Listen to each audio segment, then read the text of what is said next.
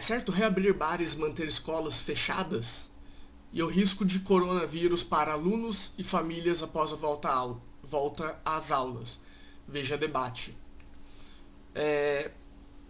Eu vou dizer que o título é sensacionalista, uma vez que a maioria das pessoas só vê o título.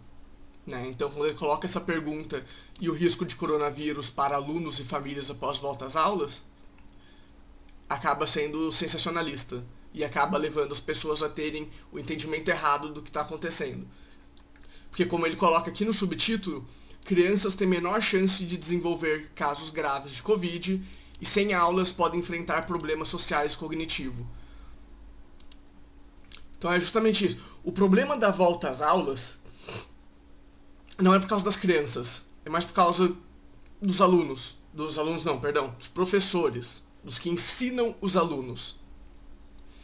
Mas tem uma forma relativamente fácil de resolver isso, que é coloca as crianças na sala, coloca um professor que esteja estagiando, né, um professor que esteja na faculdade ainda, que seja novo, ali nos seus entre 20 e 30 anos, deixa esse professor na sala de aula e coloca o professor da sala mesmo, por conferência, por Skype, Zoom, Teams, qualquer jeito que a escola achar melhor. Porque a chance da criança morrer, ela tem mais chance de morrer indo até a escola do que do Covid. Né? Ela tem mais chance de ser abusada pelos pais do que de Covid. Então, eu não tô falando que isso acontece regularmente, tá? Que crianças morrem indo pra escola ou que crianças são abusadas pelos pais. Mas eu tô falando que as chances são maiores do que delas morrerem pelo Covid. Mas a primeira pergunta, é justa.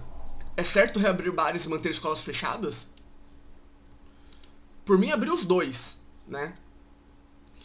Aqui na cidade, os bares estão abertos até as 8 da noite, se eu não me engano. Mas daí as pessoas param de beber no bar, vão pra casa, se aglomeram em casa e continuam bebendo em casa. Então meio que não faz diferença ela beber em casa ou beber no bar. 6 meses após a suspensão das atividades presenciais, o debate sobre a reabertura das escolas ganha ainda mais força. Os argumentos sobre o momento certo para a volta às aulas envolvem tanto questões de saúde como prejuízos sociais de manter as crianças afastadas das salas de aula por tanto tempo. Nem tanto, eu admito que quando eu estava na escola, os meus amigos todos eram da escola, e depois que eu saí do ensino médio, eu tenho muito menos amigos do que eu tinha na época, mas eu não vejo o fato de estar na escola como sendo a coisa mais importante para a parte social da criança. A parte cognitiva, eu realmente não conheço muito do assunto, então não vou opinar. Mas que epidemiologista Pedro Ramal, abraços para ele, é uma empreitada grande, complexa, e o Brasil tem costume de simplificar as coisas. A criança não vai para a escola sozinha e pode morar com pessoas do grupo de risco. Temos de pensar na estrutura toda e em como vão ficar as famílias mais pobres, que já foram as mais atingidas pela pandemia. Vale lembrar que as pessoas negras são mais vulneráveis. As chances de pessoas negras morrerem pelo Covid é maior do que de pessoas brancas.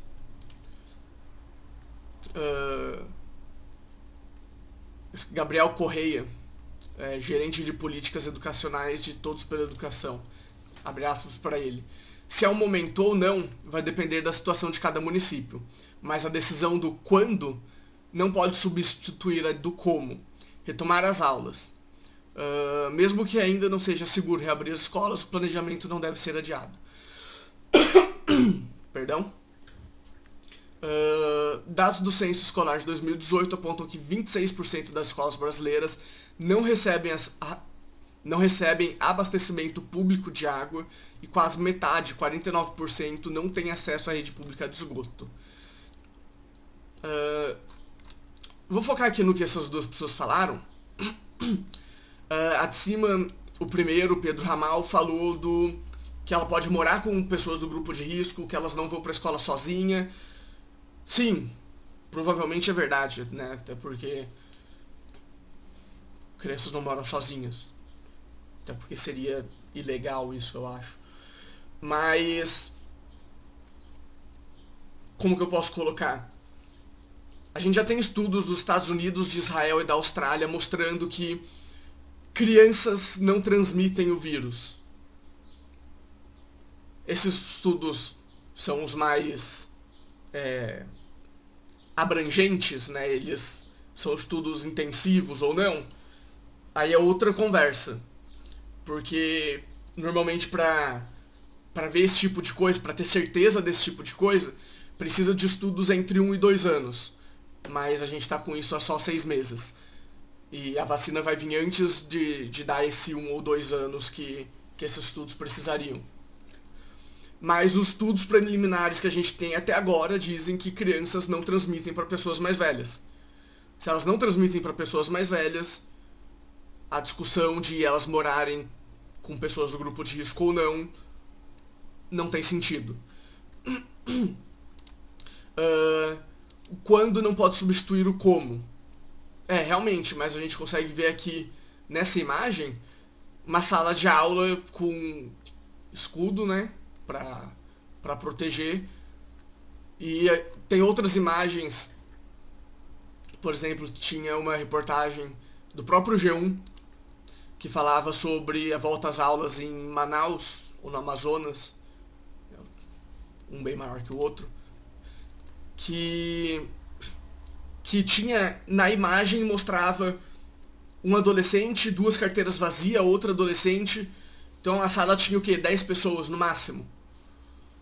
Então, existem formas já, e como o próprio secretário de Educação, acredito que Rio Grande do Norte ou de São Paulo, 2 estados bem longes um do outro, né, com populações bem diferentes, mas o secretário de Educação de um desses 2 estados falou que as escolas as escolas particulares já estão prontas para receber os alunos desde maio. Então já faz 4, quase 5 meses que as escolas particulares estão prontas, só que, claro, os gestores públicos não fizeram a parte deles, e por eles não terem feito a parte deles, as escolas públicas são obrigadas a ficarem fechadas, porque as particulares são obrigadas a ficarem fechadas porque as públicas não estão prontas. Eu vou deixar a reportagem no link, porque claramente eu pulei boa parte da reportagem. Aqui eles falam quais os problemas sociais de manter escolas fechadas, busca ativa pelos alunos que não voltaram às aulas, contato frequente com as famílias e articulação de diferentes órgãos públicos, assistência social, saúde e educação. Segundo a Unicef, após desastres naturais como ciclones e terremotos, há redução de até 20% na taxa de matrículas na educação básica em situações de isolamento social, aumentando o risco de violência doméstica e outros problemas financeiros associados à evasão escolar. Então, ali são só alguns exemplos, mas, como eu falei, eu vou deixar o link dessa matéria na descrição. Essa matéria é bem grande, e apesar de eu não concordar com várias coisas que foi colocado aqui nessa matéria, o debate é importante, o que eu falo não é lei. Né, algumas pessoas no país, alguns governadores, pensam que o que eles falam é lei, mas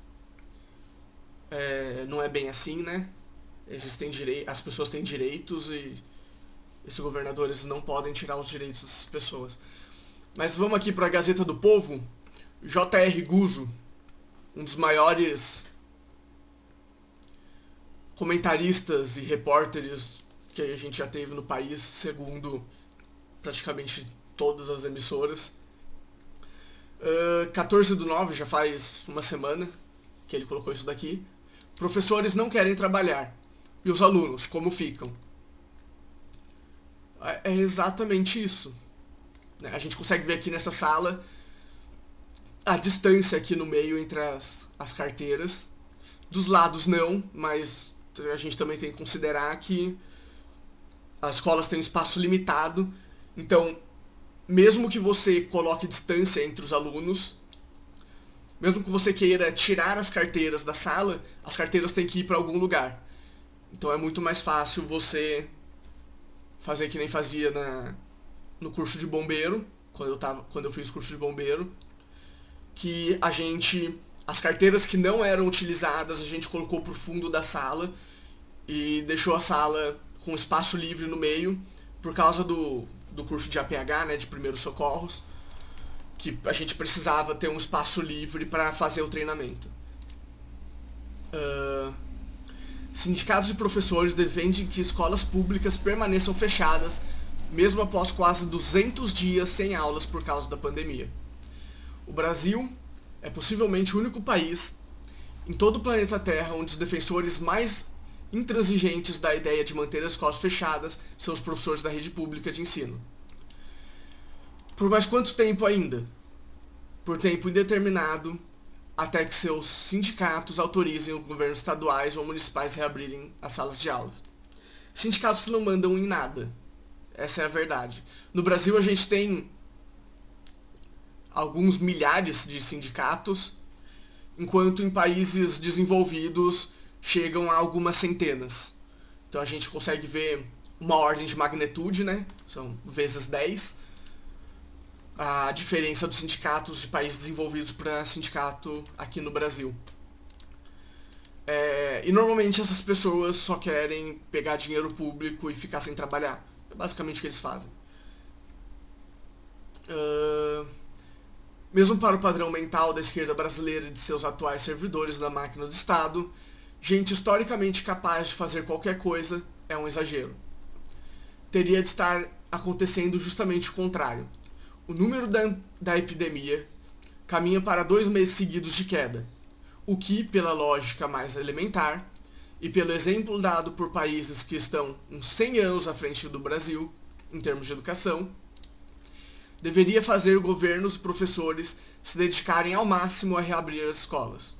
Mas, acredite se quiser, os especialistas que decidem o que é bom e o que é ruim para o ensino nacional dizem que manter tudo fechado serve não apenas para salvar vidas, é uma exigência social. Não é, porque 72% das pessoas, 72 ou 62, eu não tenho certeza, dizem que querem as escolas abertas. Então aí já é a maioria das pessoas. Se for considerar, claro, as que querem e as que querem com restrições.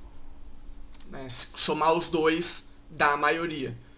Mas normalmente esse pessoal gosta de somar as querem com restrições aos que não querem.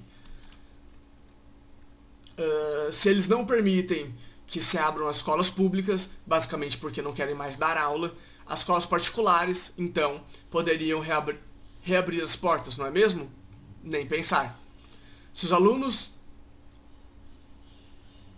alunos riscos ou de classe média da rede privada, cujos pais, por sinal, estão pagando as mensalidades desde março sem receber em troca qualquer serviço contratado, voltarem às aulas, as diferenças entre eles e os alunos pobres da rede pública vão aumentar ainda mais. Isso é injustiça, é aumento da desigualdade, é coisa de elite branca, não pode, tudo pelo social. Eles querem gente burra porque normalmente gente com pouco estudo, gente não estudada, gente... Dizer burra não é certo, né? Gente com pouco estudo acaba pensando que o social é mais importante e acaba votando na esquerda. Ou seja, enquanto as escolas públicas estiverem fechadas, ninguém tem o direito de funcionar. O que vale para os pobres, entre aspas, dizem eles, tem que valer também para os ricos, também entre aspas.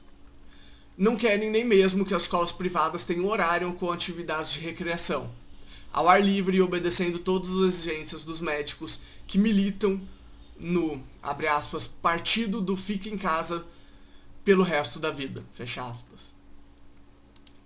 Justamente isso que eles querem. Que você fique em casa recebendo dinheiro do governo, porque daí os seus filhos vão aprender que ficar em casa recebendo dinheiro do governo é bom. Aí quando seus filhos já estiverem grandes, eles vão votar para as pessoas que querem manter as pessoas ganhando dinheiro do governo e sem trabalhar, sem estudar, sem fazer nada, sem motivação para continuar vivo, porque a gente já viu que a taxa de ansiedade, depressão e suicídio aumentaram em 40% nos últimos 6 meses. Então, é justamente isso que eles querem, que as pessoas fiquem em casa sem fazer nada.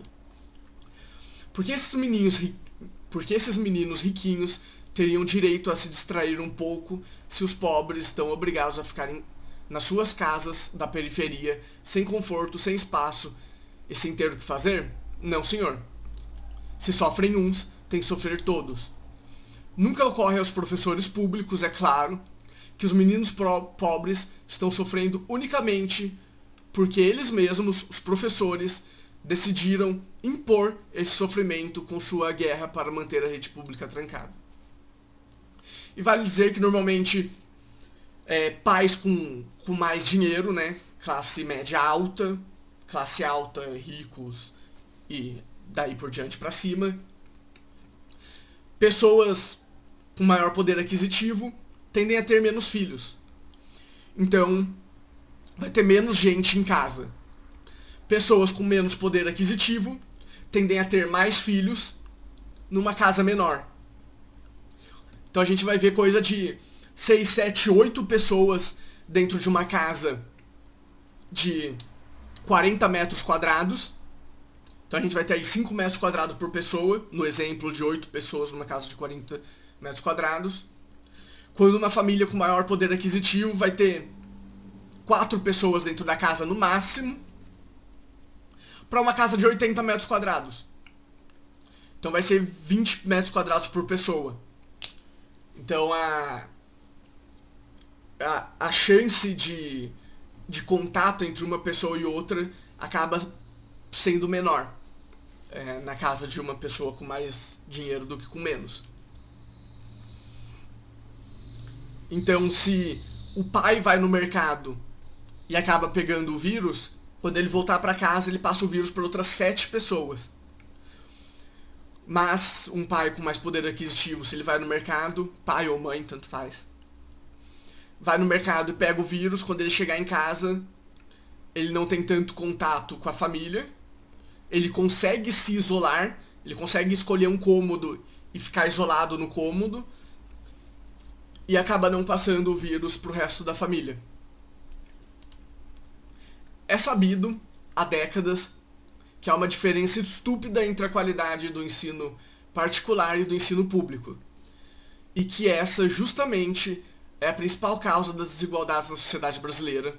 Mas a esquerda educacional nunca pensou, nem por um minuto, em fazer algum esforço de verdade para melhorar as escolas públicas.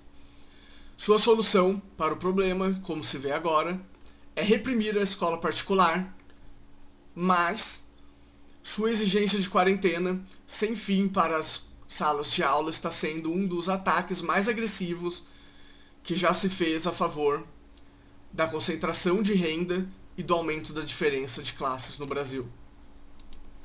As pessoas ainda têm que comprar coisas, então aquela música tradicional, né? O de cima sobe, o de baixo desce.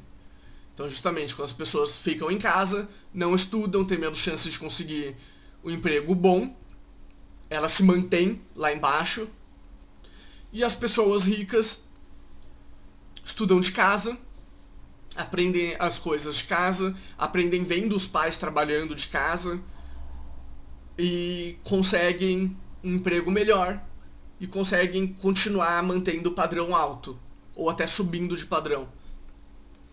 Então, mantendo ou aumentando a diferença. Aqui. O fechamento das escolas virou, nos dias de hoje, uma das principais bandeiras do campo progressista, como a extrema esquerda é chamada. Como a esquerda, com o aval da mídia, chama a si própria. Não acham que 50 milhões de alunos sem aula seja uma tragédia. Trata-se, para o progressismo, de uma meta a atingir ou preservar. Talvez até estejam, como a Dilma Rousseff, querendo dobrar a meta.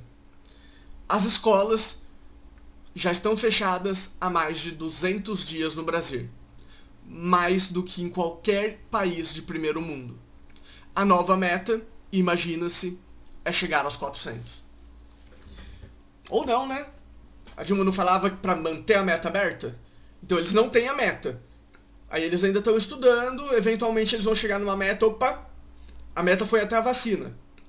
Se a vacina chegar depois de 350 dias de escolas fechadas, achamos a meta, era 350. Agora a gente dobra, né?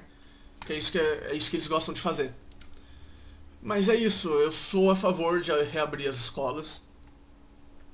No esquema que eu falei, carteiras com escudo, álcool gel na entrada da sala, apesar que sabão é melhor que álcool gel, então não acha que você chegou de fora de casa, passar um álcool gel na mão. Não, chegou da rua, lava a mão com sabão.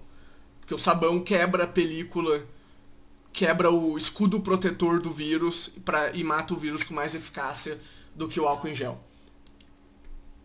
Escudo, álcool gel, não partilhar material, né? Professores com mais idade dar aula por videoconferência. Ter um professor estagiário de faculdade na sala de aula, até porque esses professores estagiários também já vão estar ganhando experiência. Mas é isso. E o bar também, mantém o bar aberto. Por que não? Se já abriu, vai fechar de novo. É isso. Eu concordo com o Guzo. E eu ainda acho que o título tá errado. Pra variar, né? Eu sempre acho que os títulos estão errados.